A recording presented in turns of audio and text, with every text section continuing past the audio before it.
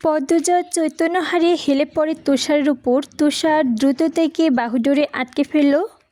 উচ্চ কণ্ঠে ফাহিমাকে ডাকল, ফাহিমা দ্রুত আসুন।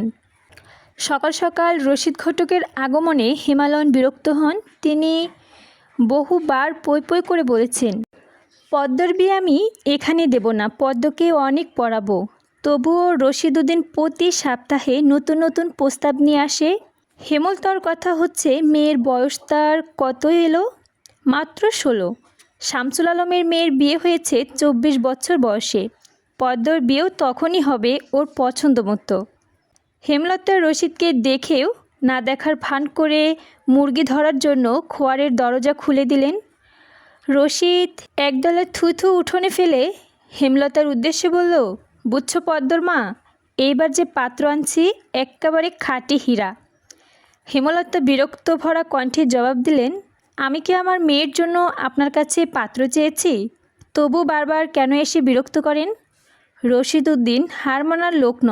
সে হেমলতাকে বোঝানোর চেষ্টা করল, যুবতী মাইয়া ঘরে রাহন ভালো না, এখন কি হইয়া যাইব টের পাইবা না।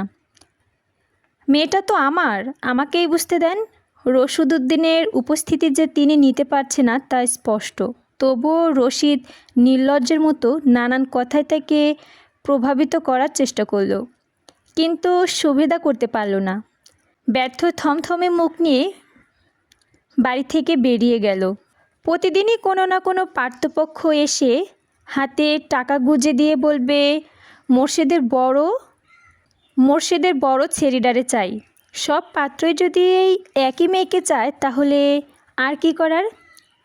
তাকেও তো টাকা পয়সা কামাতে হবে। রশিদ গজগজ করতে করতে, গ্রামের কি আর সেরি নাই? এই একটাই সেরি কেন সবার চোখে পড়ে? কথা শেষ করে সে একদলা থুতু ফেলতে সড়কে।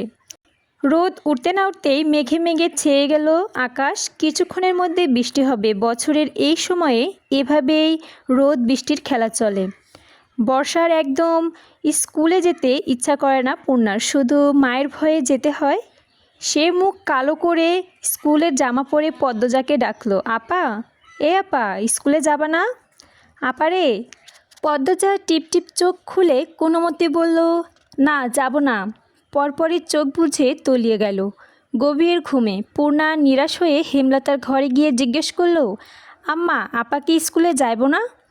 হেমলতা বিছানা ঝাড় দিয়ে হাত থামিয়ে পূর্ণার দিকে কড়া চোখে তাকিয়ে, যাইব কি? যাবে বলবি, বল যাবে। পূর্ণা মাথা নত করে বলল, যাবে। হেমলতা বলল, তোদের পড়াশোনা করাচ্ছি আঞ্চলিক ভাষায় কথা বলার জন্য নয়, বইয়ের ভাষায় কথা বলবি। পূর্ণা মাথা নত করে রেখেছে। তা দেখে হেমলতা সন্তুষ্ট হন। তার মেয়েগুলোকে মায়ের খুবই অনুগত। তিনি পুনরায় বিছানায় ঝাড়তে ঝাড়তে বললেন, পদ্মর শরীর ভালো না, সারা রাত পেটের ব্যথায় কেঁদেছে, থাকুক, আজও ঘুমাক।